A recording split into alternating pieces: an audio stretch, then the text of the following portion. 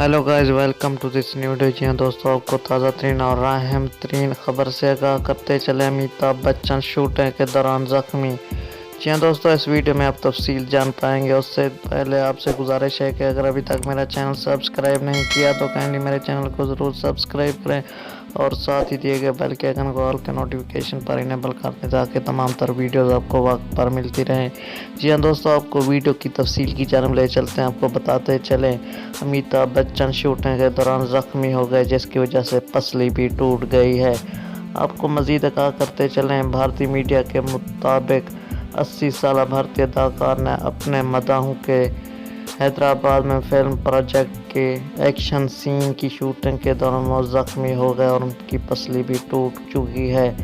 बॉलीवुड अदाकार के फिल्म की शूटिंग रोक दी गई है और उन्हें अस्पताल मुंतकिल किया गया है, जिसकी वजह से तिब्बी इमदाद दी जा रही है।